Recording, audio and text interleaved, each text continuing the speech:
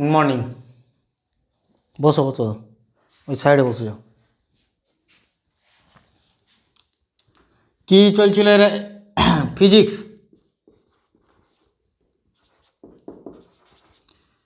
ফিজিক্সের কোন topic? Hit.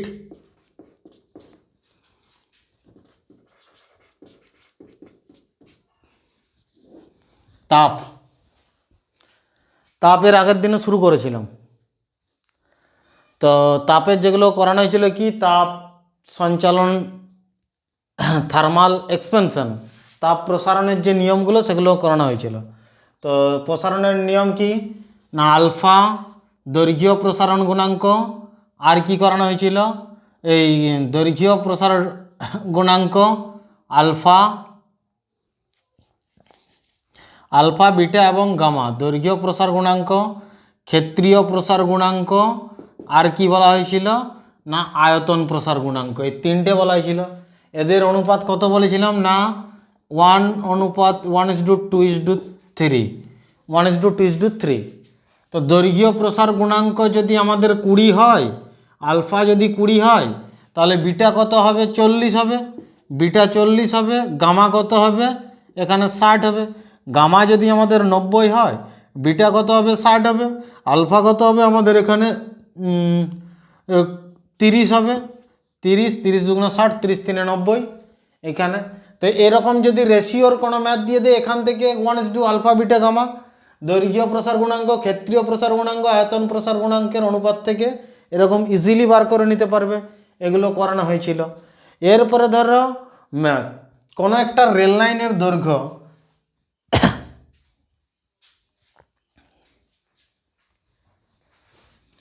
কোনো একটা ম্যাথের ক্ষেত্রে যেমন একটা ম্যাথ দিচ্ছে, এখান থেকে যে ম্যাথগুলো আসবে, ধরো রেল লাইনের দৈর্ঘ্য, রেল লাইনের যে পাথে যেটা থাকে, এগুলোকে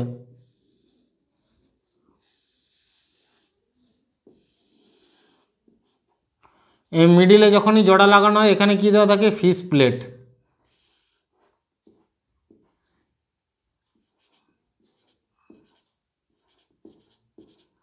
ফিস প্লেট দেওয়া থাকে। রেল লাইন যে জোড়া লাগানো হয় কিসের দ্বারা? ফিস প্লেট।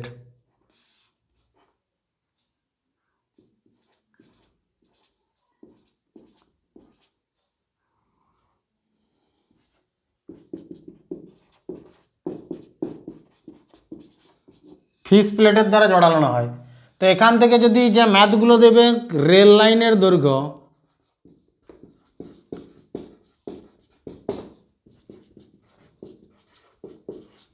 রেল লাইনের দৈর্ঘ্য যদি 10 মিটার থেকে 20 মিটার হয় এবং তাপমাত্রা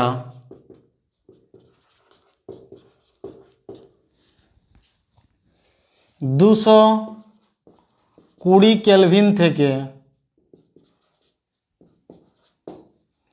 230 কেলভিন হয় এবং তাপমাত্রার পরিবর্তন 220 কেলভিন থেকে 230 কেলভিন হয়, তাহলে দৈর্ঘ্য প্রসারণ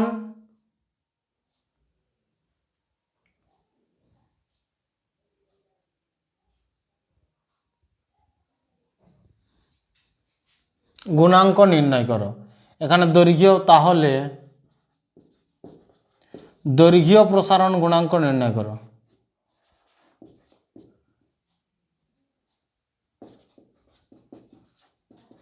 দৈর্ঘ্য প্রসারণ গুণাঙ্ক নির্ণয় করো। গুণাঙ্ক নির্ণয় করো। নির্ণয় করো। দৈর্ঘ্য প্রসারণ গুণাঙ্ক নির্ণয় করো মানে কার মান চাইছে? আলফার মানটা চাইছে। আলফা দৈর্ঘ্য প্রসারণ গুণাঙ্ক, আলফা সমান আমরা কি জানি? আলফা, ধরো একটা রেল লাইন আছে, রেল লাইনের দৈর্ঘ্য এখানে এটা 10 মিটার আছে। তো এই 10 মিটারটা বেড়ে যদি আমাদের এই রেল লাইনের পাথটা 20 মিটার হয়ে যায়। এবং তাপমাত্রার পরিবর্তন 220 কেলভিন ছিল, তাপমাত্রা 230 কেলভিন হলো, সাপোজ আমরা ধরে নিলাম। তাহলে দৈর্ঘ্য প্রসারণ গুণাঙ্কের মান কত? আলফা। আলফা সমান দৈর্ঘ্য প্রসারণ গুণাঙ্ক, আলফা সমান আমরা কি জানি? এই ডেল্টা এল, মানে দৈর্ঘ্যের পরিবর্তন কত হচ্ছে ডিভাইডেড বাই প্রকৃত দৈর্ঘ্য ইন্টু আমরা কি জানি? তাপমাত্রার পরিবর্তন, তাপমাত্রা delta T, delta L by L into delta T. এখানে এর যদি একক চাই সেক্ষেত্রে কি লিখব আমরা? দৈর্ঘ্যের একক কি? মিটার। এখানে দৈর্ঘ্যের একক মিটার, তাপমাত্রার একক কেলভিন। তাহলে এখানে প্রতি কেলভিন, এর একক কি? প্রতি কেলভিন। এখানে যদি বলে দৈর্ঘ্য প্রসারণ গুণাঙ্কের একক কি? প্রতি কেলভিন। ক্ষেত্রীয় প্রসারণ গুণাঙ্কের একক কি? প্রতি কেলভিন। আর আয়তন প্রসার গুণাঙ্কের একক কি? প্রতি কেলভিন, পার কেলভিন। এদের একক কি? পার কেলভিন, মানে প্রতি কেলভিন। তো এই অঙ্কটা যখন করব আমাদের এখানে ডেল্টা এল, ডেল্টা এল মানে দৈর্ঘ্যের পরিবর্তন 10 মিটার থেকে 20 মিটার, 20 মাইনাস 10 মানে 10 মিটার পরিবর্তন হয়েছে। প্রকৃত দৈর্ঘ্য কত ছিল? 10 ছিল। প্রকৃত দৈর্ঘ্য কত ছিল? 10। আর এখানে তাপমাত্রার পরিবর্তন কত হয়েছে না? 220 কেলভিন থেকে 210 কেলভিন। তাহলে আলফার মান কত? 10 বাই 10 ইন্টু 10 সমান 10/100 সমান 0.1 প্রতি কেলভিন। 0.1 প্রতি কেলভিন দৈর্ঘ্য প্রসার গুণাঙ্ক, দৈর্ঘ্য প্রসার গুণাঙ্ক। তো ম্যাথ এইভাবে দিয়ে দিবে আমাদেরকে, এইভাবে ম্যাথগুলো আমাদের করতে হবে। দৈর্ঘ্য প্রসার গুণাঙ্ক এখানে ধরো যদি দিয়ে দেয় আমাদের কোনো দৈর্ঘ্য প্রসার গুণাঙ্কের, এখানে সাপোজ ধরো একটা ম্যাথ দিয়ে দিল, ধরো আয়তন প্রসার গুণাঙ্ক, আয়তনের পরিবর্তন ঘটছে, যেমন ডেল্টা ভি, এটা আমাদের নির্ণয় করতে বলেছে। এখানে প্রকৃত আয়তন যদি দিয়ে দেয় আমাদের 100 মিটার কিউ, এখানে 100 মিটার কিউ। আর এখানে ধরো আমাদের আয়তন প্রসার গুণাঙ্ক গামার মান দিয়ে দিল ধরো 8, গামার মান ধরো 0.8, 0.4 প্রতি কেলভিন, 0.4 প্রতি কেলভিন। এরপরে দিয়ে দিল ধরো আরেকটা কি? তাপমাত্রার পরিবর্তন, তাপমাত্রার পরিবর্তন ধরো 20 কেলভিন, 20 কেলভিন। তাহলে আমাদের তাপমাত্রার পরিবর্তন নির্ণয় করো, শোনো আয়তনের পরিবর্তন নির্ণয় করো। আমাদের কি গামা সমান আমরা কি জানি? অতএব সলভ যখন করব, সলিউশন সলভ যখন করব গামা সমান আমরা কি জানি না? ডেল্টা ভি বাই আয়তনের পরিবর্তন ডিভাইডেড বাই প্রকৃত আয়তন ইন্টু তাপমাত্রার পরিবর্তন, প্রকৃত আয়তন ইন্টু তাপমাত্রার পরিবর্তন। তাহলে এখানে আমাদের কার মান বার করব? Delta V. ডেল্টা ভি সমান আমরা কি লিখতে পারি? গামা ইন্টু প্রকৃত আয়তন ইন্টু তাপমাত্রার পরিবর্তন। তাহলে এখানে গামার মান কত আছে? 0.4, 0.4 গুণ কি আছে না 100 ইন্টু এখানে কি আছে 20 কেলভিন সমান এখানে 0.4, এখানে 0.4কে 10 দিয়ে ভাগ করা হলো, 10 10 কাটালো, 10 10 100, 20 10 200, এখানে 200 কি? 200 meter cube, 200 meter cube, 200 meter cube, 200 meter cube আয়তনের পরিবর্তন কত মিটার কি হবে? 200 মিটার। ক্ষেত্রীয় প্রসার গুণাঙ্কের ক্ষেত্রে সব ম্যাথ একই টাইপের হবে, এগুলো আলাদা কিছু না। যত প্র্যাকটিস করবে দেখবে ডিফারেন্ট টাইপের তত ইজি লাগবে, যত প্র্যাকটিস করবে তত ইজি লাগবে এগুলো। তো এরপরে আমরা তাপ সঞ্চালন বিধি আমরা পড়ব। কি পড়ব না? তাপ সঞ্চালন বিধি পড়ব।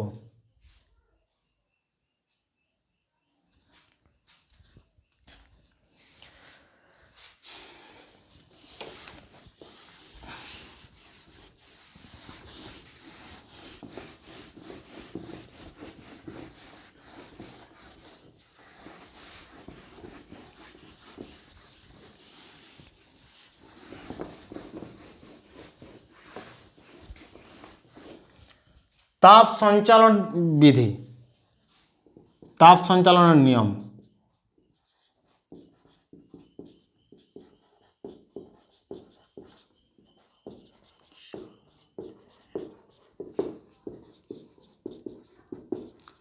তাপ সঞ্চালনের নিয়ম, তাপ সঞ্চালনের নিয়ম আমরা জানবো কি থার্মাল কন্ডাক্টিভিটি।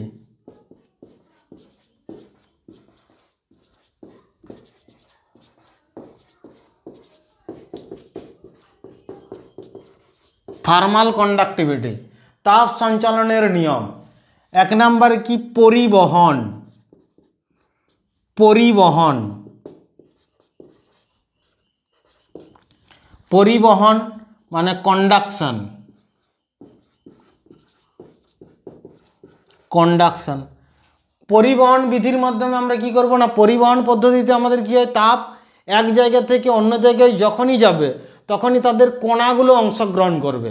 যেমন পরিবহন কঠিন পদার্থের ক্ষেত্রে কি যায় মানে কণা অংশগ্রহণ করে, লোহার ক্ষেত্রে তাপ কি যায় কণা অংশগ্রহণ করে। যেমন কঠিন পদার্থ, কঠিন পদার্থের ক্ষেত্রে কি যায়, কঠিন পদার্থের ক্ষেত্রে, ধাতুর ক্ষেত্রে, ধাতুর ক্ষেত্রে কি ডাইরেক্ট কি করে কণা অংশগ্রহণ করে, ডাইরেক্ট কণা অংশগ্রহণ করে এবং সব থেকে ধীরে তাপ মানে যায়, আস্তে আস্তে ধীরে, ধীর গতিতে, ধীরে ধীরে যায়।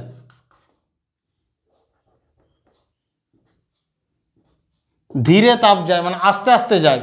তাপ সঞ্চালন হয় সব থেকে আস্তে কম, আস্তে সব থেকে কম হয় কিসে না পরিবহন পদ্ধতিতে, কন্ডাকশন পদ্ধতিতে।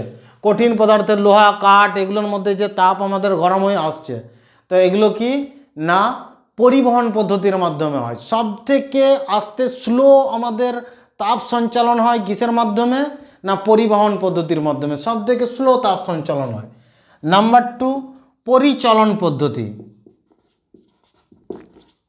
পরিচলন, পরিবহনের পরে কি পরিচলন পদ্ধতি। কনভেকশন, পরিচালন পদ্ধতি কনভেকশন এটা কিসের মাধ্যমে হয় তরল, তরল পদার্থের ক্ষেত্রে হয়, তরল পদার্থের ক্ষেত্রে, গ্যাসের ক্ষেত্রে হয়, গ্যাসের ক্ষেত্রে কি হয় পরিচালন পদ্ধতি। তরল পদার্থের ক্ষেত্রে তাপ যে আমাদের সঞ্চালন হয় যেমন ধরো কোনো একটা পাত্র, এখানে ধরো হিট যদি দেওয়া হয়, এখানে হিট যদি দেওয়া হয় কোনো পাত্রের উপর, এই জায়গায় যদি হিট দেওয়া হয় এখানে যদি তরল পদার্থ থাকে, তরল পদার্থ থাকে তো এই নিচের অংশটা ফার্স্ট আমাদের গরম হবে। তো এই নিচের অংশটা যখনই ফার্স্ট আমাদের গরম হবে, এই নিচের অংশটা যখনই গরম হয়ে গেল, গরম হয়ে গেলে সে আস্তে আস্তে আস্তে আস্তে উপরে উঠে যেতে চাইবে। আর যখনই উপরে উঠে যাবে ঠান্ডাটা নিচের দিকে চলে আসবে, ঠান্ডা জলটা নিচের দিকে চলে আসবে, গরমটা উপরে উঠে যাবে, গরমটা উপরে উঠবে আর এই ঠান্ডাটা নিচে আসবে, এই উপরে উঠবে আবার ঠান্ডাটা নিচে আসবে, উপরে উঠবে ঠান্ডা নিচে আসবে। এরকম কি নিচ থেকে উপর, উপর নিচ থেকে, এটাকে কি বলা হয় পরিচালন পদ্ধতি। গ্যাস কিংবা আমাদের কিসের মাধ্যমে হয় পরিচালন পদ্ধতি, যেমন বায়ুমণ্ডল এর মধ্যে কিসে হয় পরিচালন পদ্ধতি, এদের মধ্যে তাপ আমাদের একে অপরের মাধ্যমে আদান প্রদান করে। কনভেকশন পদ্ধতির মাধ্যমে, তরলের মাধ্যমে, জল গরম করা হচ্ছে কি তাতে কি পরিবহন পরিচালন পদ্ধতির মাধ্যমে, জল গরম পরিচালন পদ্ধতির মাধ্যমে। নাম্বার 3 পরিচালন তার বিকিরণ, বিকিরণ পদ্ধতি। বিকিরণ পদ্ধতিতে তাপ আমাদের যে আদান প্রদান করা হয়, বিকিরণ পদ্ধতি ইভেপারেশন,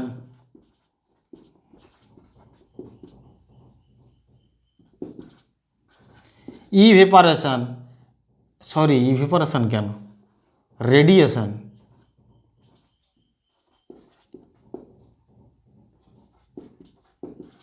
রেডিয়েশন, কন্ডাকশন, কনভেকশন আর রেডিয়েশন বিকিরণ পদ্ধতি।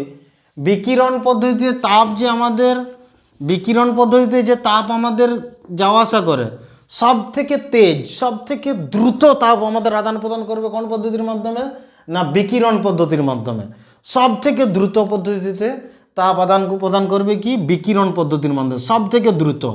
যেমন সূর্য থেকে পৃথিবীতে আলো আসবে কি সূর্য থেকে, সান থেকে, সান টু আর্থ, এখানে যে আমাদের তাপ আসছে কী মাধ্যমে, না বিকিরণ পদ্ধতিতে। কোনো জায়গায় আগুন জ্বলেছে, সেই আগুন পোয়ানোর জন্য যে তাপ আসছে, আগুন জ্বলছে ওখান থেকে তাপ পাচ্ছি বিকিরণ পদ্ধতিতে। বিকিরণ পদ্ধতিতে আমাদের ধরো শূন্য মাধ্যমে যে তাপ আসে বিকিরণ পদ্ধতিতে, রেডিয়েশন। টর্চের মাধ্যমে যে তাপ আসছে কি বিকিরণ পদ্ধতি। লেজার লাইট বিকিরণ পদ্ধতিতে, লেজার লাইট বিকিরণ পদ্ধতিতে আমাদের আসবে। তাহলে পরিবহন, পরিচালন আর একটা কি বিকিরণ পদ্ধতি। সব থেকে দ্রুত পদ্ধতিতে হলো কি বিকিরণ পদ্ধতি। 4 নম্বর বাষ্পায়ন পদ্ধতি। বাষ্পায়ন পদ্ধতি, বাষ্পায়ন পদ্ধতি ইভেপারেশন, ইভেপারেশন বাষ্পায়ন। বাষ্পায়ন পদ্ধতিতে বলতে কি, বাষ্প যখন আমাদের হয়, যেমন আমাদের বাষ্প মোচন যেমন পড়েছি, জলের সাথে সাথে গাছের পাতায় যখন বাষ্প হয়, সেই বাষ্প আস্তে আস্তে আস্তে আস্তে বাষ্পর সঙ্গে সঙ্গে জল তো যাচ্ছেই, তার সাথে সাথে টেম্পারেচারকেও উড়িয়ে নিয়ে চলে যাচ্ছে। তো বাষ্পায়ন পদ্ধতির মাধ্যমে কি আমাদের যেমন কলসির জল ঠান্ডা থাকে, মাটির কলসি, এই মাটির কলসির বাইরে ধরো ছোটো ছোটো ছোটো ছোটো ছোটো ছোটো ছোটো ছিদ্র থাকে, এই ছোটো ছোটো ছিদ্র থাকে, এই যে মাটির কলসিতে যে ছোটো ছোটো ছিদ্রগুলো থাকে, এর মাধ্যমে কি কম কম কম কম জল মাটির কলসির বাইরের দিকে বেরোতে থাকে, কম কম, খুব কম কম। আর যখনই বেরোতে থাকবে কী হবে, তার সাথে সাথে বাষ্প হয়ে উড়ে যাবে। আর যখনই বাষ্প হয়ে উড়ে যাচ্ছে, এখানে যে টেম্পারেচারটা থাকছে উপরে চলে যাচ্ছে, এবং ভিতরের জল তখন কি হচ্ছে, ঠান্ডায় পরিণত হচ্ছে, ঠান্ডাই হচ্ছে। এই জন্য কলসির জল যখন খাওয়া হয় বা গ্রীষ্মকালে, কলসির জল ঠান্ডা থাকে, মাটির কলসির জল ঠান্ডা থাকে। এবং অন্য কলসিতে কি ছোটো ছোটো ছোটো ছিদ্র থাকে, থাকে না, তাই অন্য কলসির জল ঠান্ডা হয় না। তো মাটির কলসির জল সেই কারণে ঠান্ডা হয়, এবং মাটির কলসির জল খেতেও ভালো লাগে। ফ্রিজের জল যেমন যে অত্যাধিক পরিমাণে ঠান্ডা হয়ে যায়, যে অত্যাধিক পরিমাণে ঠান্ডা কত দূর পর্যন্ত গেছে জল, সেটা গলা পর্যন্ত আস্তে আস্তে মালুম পাওয়া যায়। গলা পর্যন্ত আমাদের ক্ষুদ্রান্ত বৃহদ্রান্ত পুরো পুরো ক্ষুদ্রান্ত বৃহদ্রান্ত পর্যন্ত পুরো আমাদের বোঝা যাবে কতটা জলটা গেল ভিতরে। এটা হচ্ছে কি বাষ্পায়ন পদ্ধতি অথবা ইভেপারেশন পদ্ধতি। আর একটা আছে 5 নম্বর কি, যেমন হরাইজেন্টালি যে আমাদের যে তাপ যাচ্ছে, যেমন প্রকৃতির ক্ষেত্রে লু বইছে, মানে ঠান্ডা বাতাস, লু বইছে, গ্রীষ্মকালে যে বাতাস বইছে, সেটা কি অভিসরণ পদ্ধতি। অভিসরণ,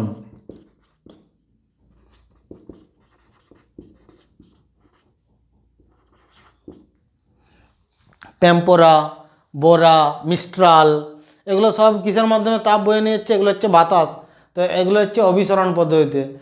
লু, এগুলো যে বয়ে যাচ্ছে কি আমাদের কি অভিসরণ পদ্ধতিতে। অভিসরণ পদ্ধতিতে এই বাতাসগুলো, এই বাতাসের সাহায্যে যে তাপ আমাদের বয়ে আসছে, সেটা হচ্ছে কি অভিসরণ পদ্ধতি। তাহলে পরিবহন, পরিচালন, বিকিরণ, আর কি একটা হলো অভিসরণ, অভিসরণ পদ্ধতি। এটা হলো কি অভিসরণ পদ্ধতি। এই 5টা পদ্ধতি নোটস করে নাও, এই 5টা পদ্ধতি লিখে নাও।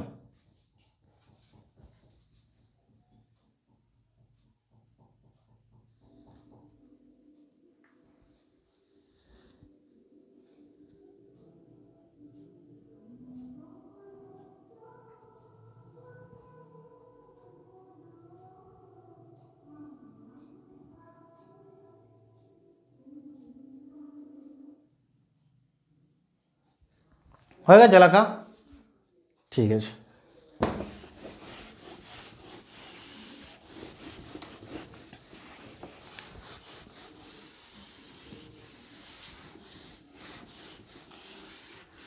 এই তাপ সঞ্চালনের জন্য কিরচফ একটা ল দিয়েছিল, কিরচফ, বিজ্ঞানী কিরচফ একটা ল দিয়েছিল।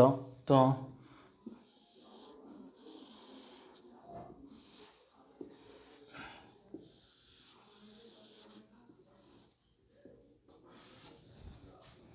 কিরচফ যে লটা দিয়েছিল কি না, একটা ধরো ধাতুর টেবিল, ধাতু আর একটা কাঠ,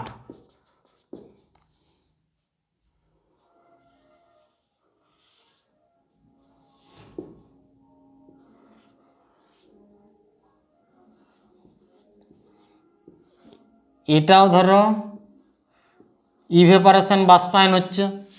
এখানেও একটা কাপ রাখা হয়েছে, ধরো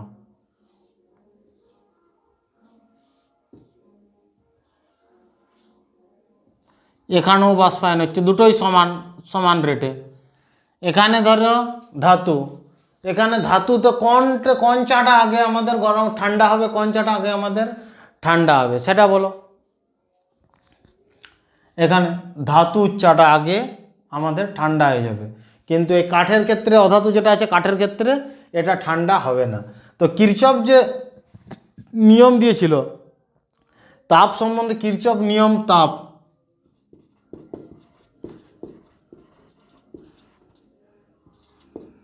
কিরচফস ল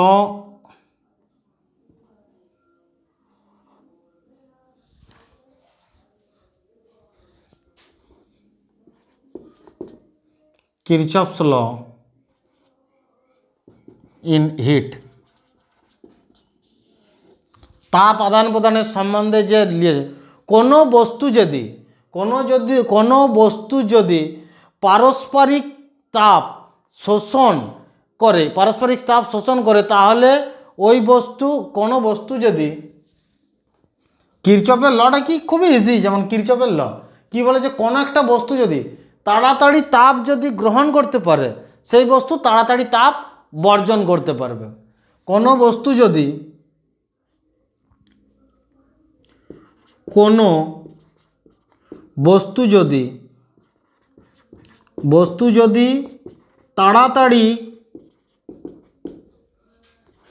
তাড়াতাড়ি তাপ শোষণ করে তাহলে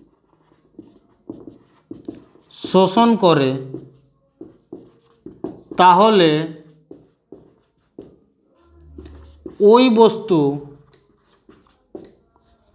তাড়াতাড়ি তাপ বর্জন করবে।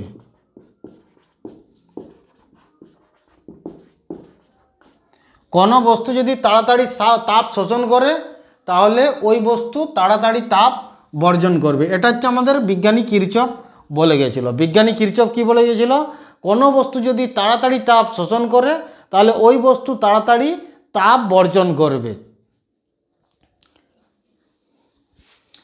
এটা হচ্ছে কি কিরচফের যে ঠান্ডার যে নিয়ম ছিল সেটা বলা হয়েছে কিরচফস ল ইন হিট, মুছে দিচ্ছে এটা। যেখানে লোহার বস্তুটা তাড়াতাড়ি তাপ শোষণ করবে, গরম হবে, আবার তাড়াতাড়ি তাপ বর্জনও করে দিবে। তাহলে লোহার যদি গ্লাসে আমরা এখানে দেবে চা খাওয়ার জন্য কাপ ব্যবহার করি কি চীনামাটির কাপ, মানে যাতে তাড়াতাড়ি আমাদের ঠান্ডা চা না হয়ে যায়।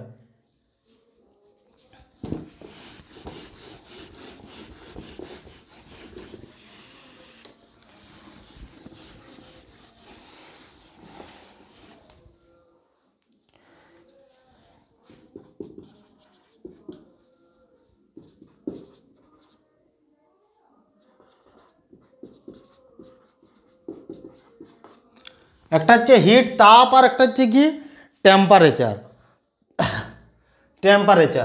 তাপকে আমরা সবসময়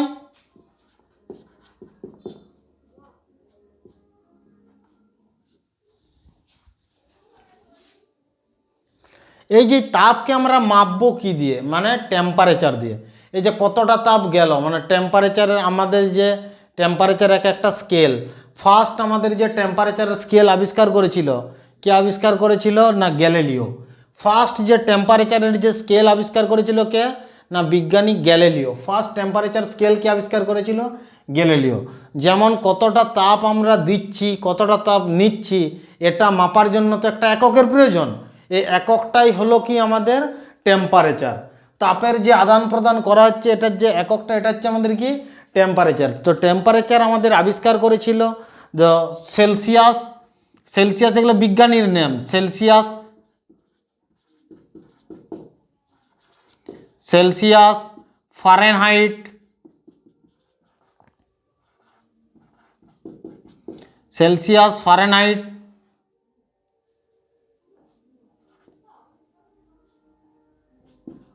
kelvin, Celsius, Fahrenheit, kelvin,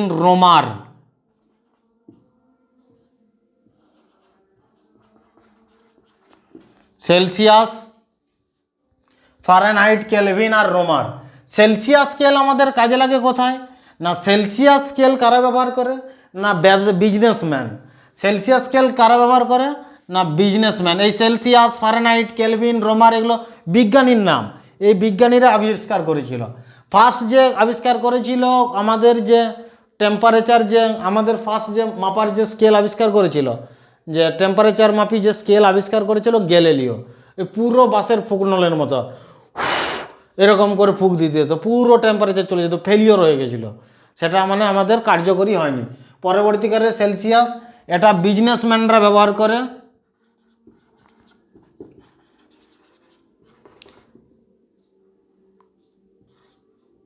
businessman ব্যবহার করছে কি না সেলসিয়াস। আর ফারেনহাইট কারা? ডক্টর ব্যবহার করছে। ডাক্তাররা কি ব্যবহার করে? ফারেনহাইট। কেলভিন কারা ব্যবহার করে? সায়েন্টিস্ট। Scientist scientist. রোমারও করে সায়েন্টিস্ট। রোমার স্কেলও সায়েন্টিস্ট ব্যবহার করে। রোমার স্কেল কোথায় ব্যবহার করা হয়? না অ্যাস্ট্রোনমি পারপাসে রোমার স্কেল ব্যবহার করা হয়।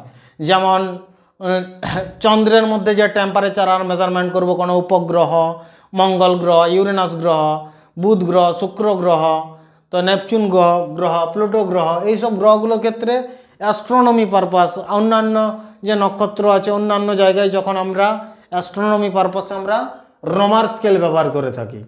তো সেলসিয়াস, ফারেনহাইট, কেলভিন এবং রোমার স্কেল এগুলো ব্যবহার করে থাকি।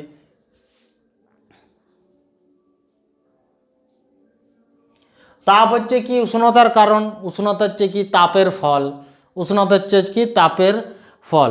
তো এই তাপমাপী স্কেল যেগুলো থাকছে, এই তাপমাপী স্কেল যেমন কি থাকছে, যেমন টেম্পারেচারের যে মাপার যে স্কেলগুলো থাকছে, যেমন সেলসিয়াস, ফারেনহাইট আর কি কেলভিন আর রোমার, এই স্কেলগুলোর যে রেঞ্জ থাকছে,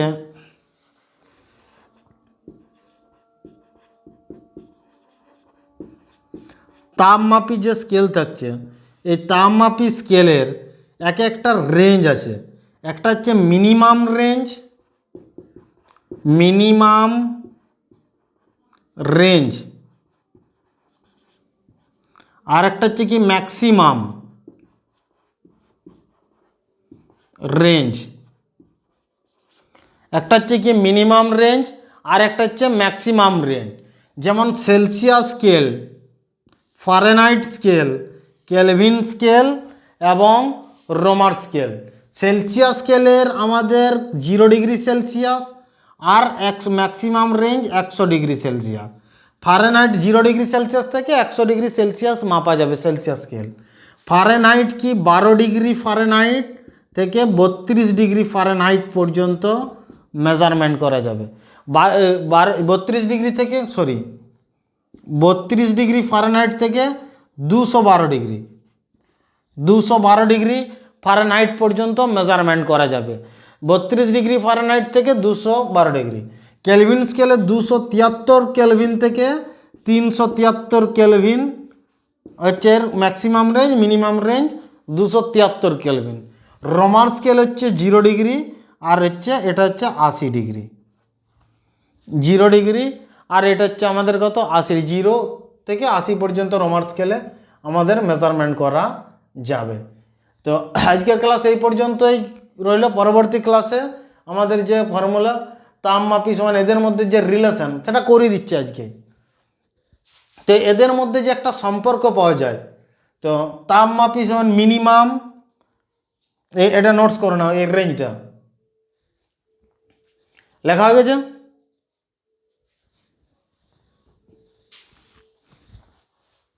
লেখা হয়েছে?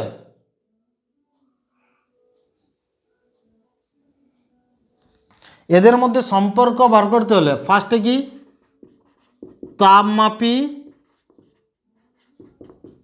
Minus minimum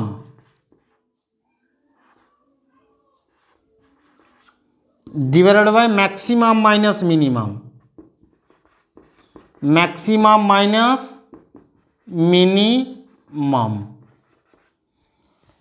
by maximum minus minimum. এই যে এই সূত্রটা দিয়ে আমাদের বাকি আমরা যেমন রিলেশনের যেটা আমরা বলি C/5 = m - 32/9 k - 273/5 = r/ আমরা করি তো। তো এটাকে আমরা এইভাবেই বার করে নেব। দেখো খুব ইজিলি কোথা থেকে আসছে সেটা আমাদেরকে এখান থেকে দেখতে হবে, কোথা থেকে আসছে সেটা আমরা পড়ব। এই সূত্রটা থেকে আমরা বার করব তাপমাপী। তাপমাপী যেমন সেলসিয়াস থাকছে, সেলসিয়াসের ক্ষেত্রে তাপমাপী Celsius minus minimum 0 degree divided by কত ম্যাক্সিমাম 100 মিনিমাম কত 0 সমান সেলসিয়াসের পরে ফারেনহাইট তাপমাপী minus minimum 32 divide by 212 maximum 212 minus 32 সমান এখানে কি আছে না কেলভিন তাপমাপী মাইনাস মিনিমাম 273 ডিভাইড বাই কত আছে না 373 মাইনাস 273 রোমারের ক্ষেত্রে কি না তাপমাপী রোমার মাইনাস 0 ডিভাইড বাই কত 80 মাইনাস 0। তাহলে এখান থেকে এটা আমরা যদি সমাধান করি তাহলে সেই ক্ষেত্রে আমাদের কি বেরিয়ে যাবে না আসল ফর্মুলা। তাহলে C/100 সমান F - 32/212 - 32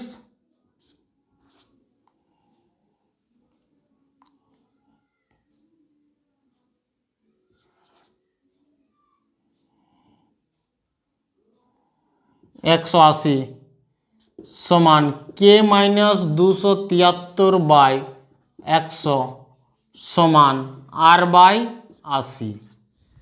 এ পর্যন্ত বোঝা গেল তো। অতএব এখানে নিচের সবগুলোর সঙ্গে 0 0 0 0 কেটে দাও 2 5 10 2 9 18 2 5 10 2 4 8। অতএব C/5 =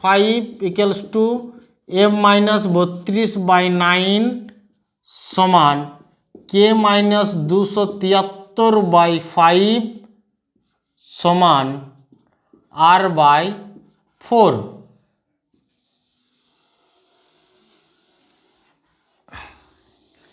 এই সম্পর্কটাকে আমরা মেনলি আমরা ব্যবহার করব যে কোনো ম্যাথের ক্ষেত্রে। তাপের এখানে যে আমাদের তাপমাপির ক্ষেত্রে আদান প্রদান হচ্ছে এই ফর্মুলাটাকে আমরা মনে রাখবো। কোথা থেকে এলো বোঝা গেল তাপমাপী minus minimum divide by maximum minus minimum এখান থেকে আমরা করেছি। তো এখান থেকে পরের দিনে আমরা যে ম্যাথগুলো প্র্যাকটিস করব সেই ম্যাথ কিছু প্র্যাকটিস করব, তার পরবর্তী আস্তে আস্তে আস্তে আস্তে তাপ চ্যাপ্টার আমরা এগিয়ে যাব। এই পর্যন্ত এগুলো নোটস করে নাও। C/5 = M - 32/9 = k - 273/5 = r/4। নিজেরা ডাইরেক্ট এটাও করতে পারো, এগুলো ইম্পর্টেন্ট কোশ্চেন, প্রচুর ইম্পর্টেন্ট কোশ্চেন। এখানে সেলসিয়াস স্কেলের মিনিমাম রেঞ্জ কত ম্যাক্সিমাম রেঞ্জ কত। সেলসিয়াস স্কেলের minimum range 0 degree maximum range 100 degree. Fahrenheit স্কেলের মিনিমাম রেঞ্জ হচ্ছে 32 degree maximum 212 degree Fahrenheit. Kelvin স্কেলের 273 ম্যাক্সিমাম 373। রোমান স্কেলের 0 ডিগ্রি ম্যাক্সিমাম 180 ডিগ্রি। তো এগুলো আমাদের মনে থাকতে হবে। এদের যে relation C/5 = M - 32/9 = k - 273/5 = r/4 এটা ডাইরেক্ট এটা আমাদের মনে রেখে দিতে হবে। আজকের ক্লাস এই পর্যন্তই। পরবর্তী ক্লাসে এর পরবর্তী আমরা আলোচনা করে যাব। এর নোটস করে নাও প্রত্যেকটাই, খুবই ইম্পর্ট্যান্ট আছে।